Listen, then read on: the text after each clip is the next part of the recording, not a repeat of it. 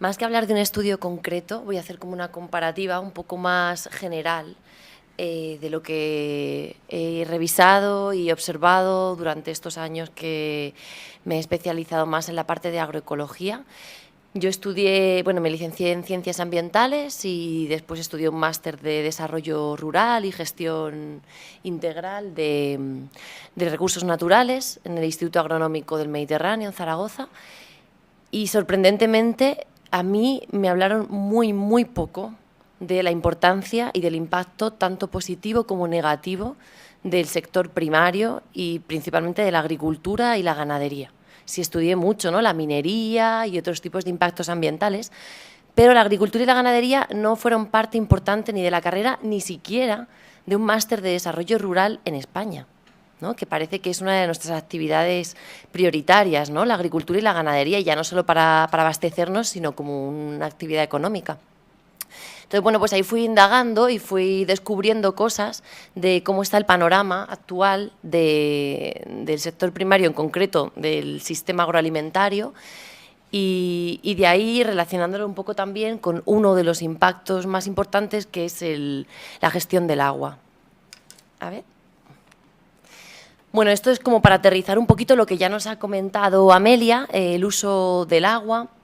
La agricultura y la ganadería, como la mayoría ya sabréis, es una de las actividades, o si no, la actividad que más agua consume. Estamos hablando entre un 60 y un 70% de agua dulce, sobre todo en países donde la industria no tiene tanto peso. Pero incluso en España, que es un país donde sí lo ha tenido, este porcentaje se ha mantenido. Y con el crecimiento de la población mundial, pues espera que crezca bastante más, hasta un 19% en 2050. O sea, que la agricultura y la ganadería debería ser una actividad que esté en el foco de todos los cambios de gestión que tengan que ver con el agua, ¿no? De hecho, un dato así muy concreto, bueno, pues dice que se requiere entre 1 a 3 toneladas de agua para obtener 1 kilo de arroz. Claro, es algo que llama muchísimo la atención porque es un dato que tampoco solemos manejar.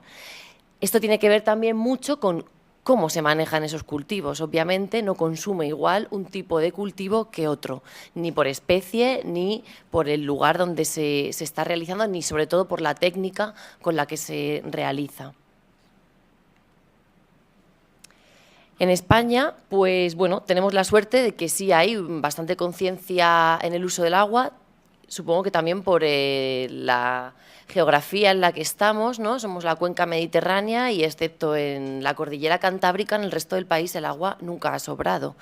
Y menos en el momento en el que llegó la Revolución Verde y los cultivos y la ganadería se empezó a intensificar y a consumir muchísima más agua, igual que se extendió mucho la superficie dedicada al cultivo, ¿no? Zonas que anteriormente habían sido descartadas como zonas marginales, más dedicadas a una ganadería extensiva o a zona de bosque, pasaron a ponerse en cultivo con la consecuente demanda de agua que eso requiere.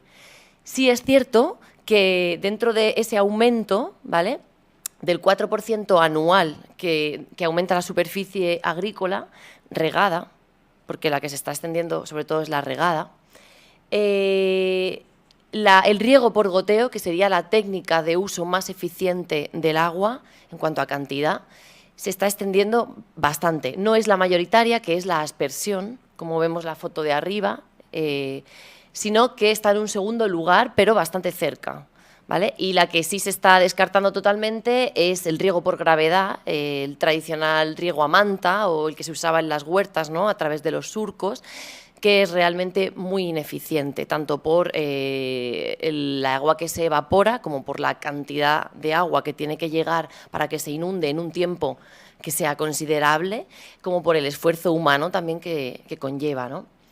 Y España es también el primer país con sistema, bueno, perdón, el segundo país con sistema de riego por goteo, solo por detrás de Israel, que es un país también mediterráneo y que tiene una necesidad y un déficit de agua mucho mayor aún que el nuestro, ¿no? Luego es lógico que hayan optado por este tipo de sistema eficiente. También es un país que tiene una economía bastante elevada, porque un riego por goteo es una inversión también en infraestructura. En este caso son unos tubos plásticos, no son excesivamente caros, pero si estamos hablando de hectáreas y hectáreas y hectáreas, pues obviamente sí es más caro que el riego a manta, ¿no? Igual que el sistema por aspersión, ¿no? La aspersión también conlleva una inversión por parte de los agricultores bastante grande. Y también se ha demostrado que no es muy eficiente en cuanto al uso del agua, porque mucha de este agua se evapora y hay otra parte del agua que además, si no se utiliza bien, también puede ser contraproducente para los cultivos. Pero bueno, para aquellos cultivos que tienen una necesidad muy grande de agua, por ejemplo el maíz, es la que se utiliza mayoritariamente. También aquí hay que tener en cuenta lo que ha dicho Amalia, ¿no? Mientras el precio del agua siga siendo tan bajo, en sectores como la agricultura y la ganadería se podrán permitir determinados excesos en su uso que de otra forma no serían económicamente rentables, ¿no? Aquí, por ejemplo, vamos a ver un poco la evolución de nuestro sistema de olivar. El olivar ha sido un cultivo tradicionalmente de secano, de hecho es el cultivo más amplio en las zonas más secas de la península y hemos pasado de izquierda a derecha, ¿no? La izquierda sería un olivar tradicional de secano, donde los árboles tienen un gran porte, son árboles antiguos y además donde no solo se da la cosecha de la aceituna, sino que se complementa con otras actividades como la ganadería extensiva o la recolección de otras especies silvestres o, por ejemplo, el uso de la poda de este tipo de olivos. Pero con la Revolución Verde pasamos a la segunda fotografía, sería ya un olivar intensivo, donde los árboles cada vez tienen menor porte, entre otras cosas, porque sale más rentable su cosecha a través de máquinas que hacen vibrar los árboles, ¿no? Entonces, esto hace que sea mucho más rápida la cosecha que a través de mano de obra de jornaleros. Entonces, bueno, pues todo el sistema se va a adaptar un poco a esa rentabilidad económica. Como veis, el suelo, por ejemplo, en la segunda foto no tiene nada que ver con la primera. Es un suelo que está totalmente compactado por la maquinaria pesada y porque, pues bueno, realmente parece que no interesa que haya otro tipo de especies silvestres en un cultivo intensivo. Y a la derecha tenemos ya el futuro, que ya está aquí, que es los olivares o los frutales superintensivos. Esto ya está, ya lleva unos años, sobre todo en la zona de Aragón, pero también se puede ver en Badajoz y en otras zonas. Y esto que parecen viñedos, en realidad son olivos, pero ya podemos encontrarlo con ciruelos, con melocotoneros, con cerezos, ¿vale? Y lo que se trata es de que una sola máquina va recorriendo todos los carriles y lo va cosechando todo, por lo tanto ya no se necesita contratar mano de obra. Y, bueno, echando cálculos parece que es la forma más rentable. Pero volvemos a lo mismo, es la forma más rentable si tenemos en cuenta los precios actuales del agua. Porque mirar la tabla, mirar las diferencias de consumo de agua. La parte de abajo es el consumo de agua en metros cúbicos por hectárea al año. En secano, 0. Me refiero a lo que se le añade, no a lo que le llega del cielo. En el segundo caso, 2.500 metros cúbicos por hectárea año. Y en el tercer caso, el doble, 5.000. Entonces, lo que está pasando en España es que se está extendiendo el regadío en zonas y cultivos que tradicionalmente eran de secano. En parte por el cambio climático, pero en parte también por la competitividad en el mercado internacional, porque en California, en Estados Unidos, estos cultivos de olivo es lo que se está imponiendo y hay que competir en precio con ellos, ¿vale? Otra cosa que está pasando, bueno, pues esto lo sabemos todos, ¿no? Los invernaderos de Almería, es decir, tenemos grandes extensiones hortícolas o frutícolas en la zona más seca, no solo de España, sino de buena parte del Mediterráneo. Y estos cultivos no son para abastecernos solo a nosotros, son para abastecer a gran parte de Europa, ¿vale? Entonces, lo que estamos haciendo aquí no es exportar tomates, es exportar agua. Y exportar agua de una de las zonas que más necesidades hídricas tiene, que es el desierto de Almería, ¿vale? Eso a día de hoy se puede hacer, es rentable porque no estamos metiendo en el análisis de coste-beneficio el impacto ambiental. Lo que estamos haciendo es condenar a una región entera a la desertificación asegurada. Y no solo a esa, porque todos los acuíferos de la zona de Almería se están salinizando precisamente por la extracción masiva de agua dulce. ¿vale? Entonces eso también es algo que tenemos que tener muy en cuenta. En el caso de la ganadería, que no se queda atrás, hemos pasado de ser un país con una ganadería eminentemente extensiva, principalmente de oveja y cabra, y no es porque sí, es porque la oveja y la cabra se adaptan muy bien a una región mediterránea, tanto por su bajo consumo en agua, como por su baja compactación del suelo, como porque son muy fácilmente movibles, es decir, se puede hacer la transhumancia más fácil que con una vaca o con un cerdo, y además porque comen una variedad muy grande de especies silvestres, son, digamos, muy rústicas, muy poco especialistas. Pues hemos pasado de esa ganadería a lo que ya está aquí, que son las macrogranjas de producción intensiva, principalmente de vaca, cerdo y pollo, que es a lo que se ha ido especializando nuestra dieta y la dieta global, porque claro, nuestra dieta cada vez se parece más a la dieta del resto del mundo, ¿no? Y claro, esos cerdos que inundan ahora mismo nuestras zonas rurales y que están en esas condiciones, ya no solo es una cuestión de rentabilidad, también parece una cuestión ética. Tampoco son para abastecernos a nosotros, obviamente son para el mercado internacional. ¿Por qué hemos acabado aquí? Porque claro, como en el resto del mundo lo hacen así, si no lo hacemos así nosotros, parece que no podemos competir en el mercado internacional. Bueno, pues ahora mismo tenemos unos 28 millones de cerdos censados, habrá más que ni siquiera lo estén.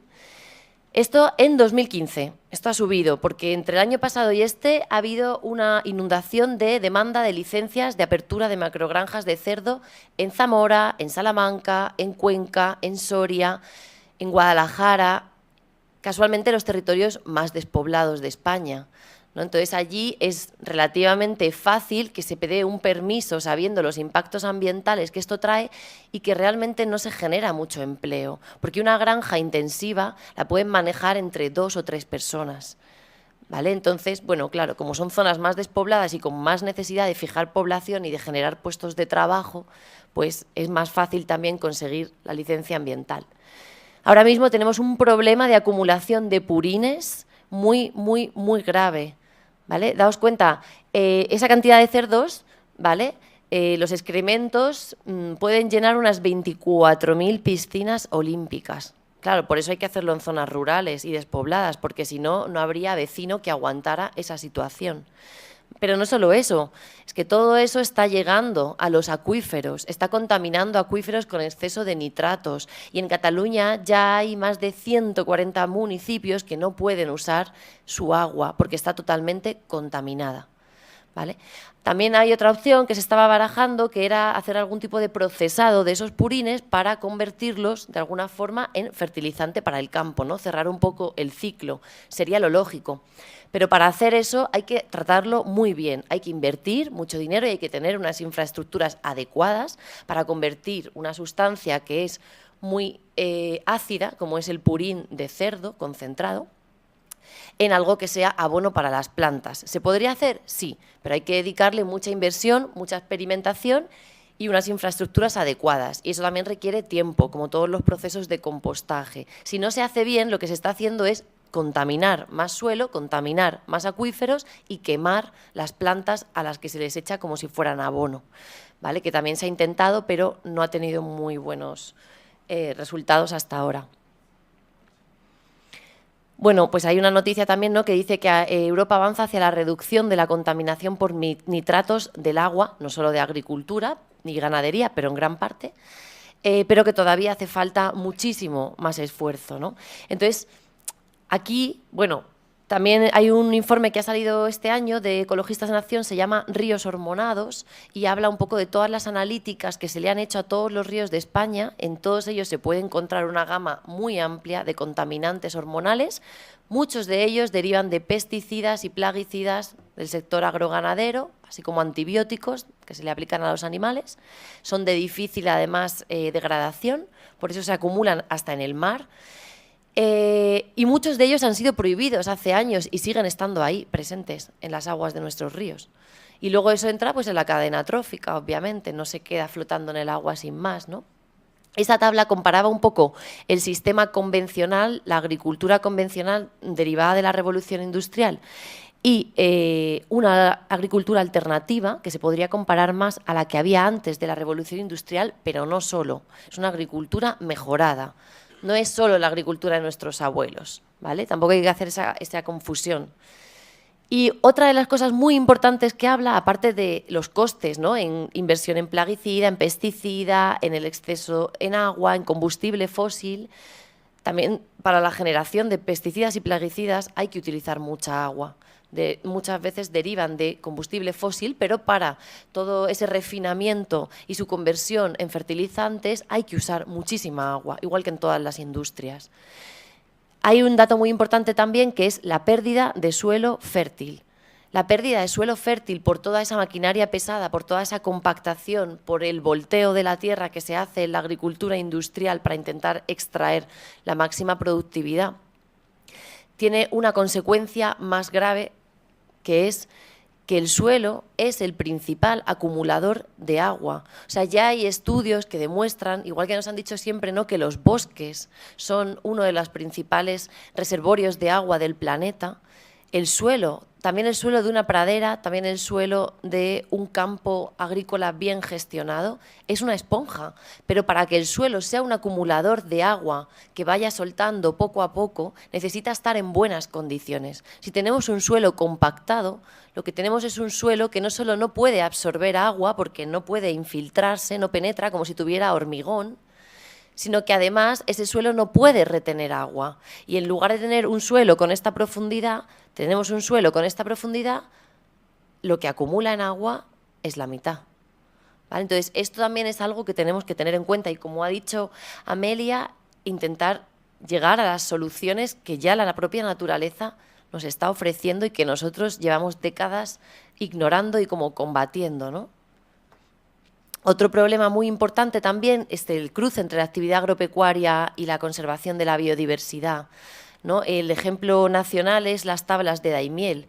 Las tablas de Daimiel no solamente se han llegado a secar, cuando es algo que antes no pasaba o no con tanta frecuencia durante los últimos años porque haya cambio climático. Lo que hay es un entorno de cultivo de maíz, que es uno de los cultivos que más agua necesita en La Mancha, que no es precisamente la región con más agua de este país, y lo que hay es una cantidad de pozos ilegales que están sacando agua que debería ir a parar a las tablas de Daimiel. Y esto pasa en todas partes. Hay un conflicto, ¿no?, entre el reparto del uso, más luego toda la parte que ni siquiera se legaliza y que cada uno la toma por su derecho propio. Y bueno, en cuanto a las propuestas, no desde la agroecología, sino en general, ¿no?, que son cosas que ya se llevan debatiendo muchísimos años desde la nueva cultura del agua, que habla un poco de mejorar la gestión de la demanda, en concreto en el sector agropecuario, pero en general en todos, ¿no? No intentar siempre exprimir y sacar más y más agua de donde ya no hay, sino que lo que tenemos que hacer es controlar esa demanda y ver por dónde se está perdiendo y ver lo que realmente hace falta y lo que es un lujo que no nos podemos permitir.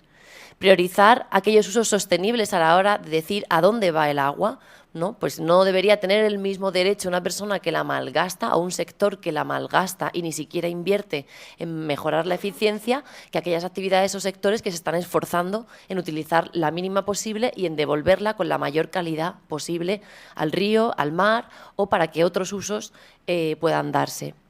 Y también es importante la participación social y las mesas intersectoriales de debate, ¿no?, que sea algo transversal, que sea algo de toda la sociedad y que sea algo transparente.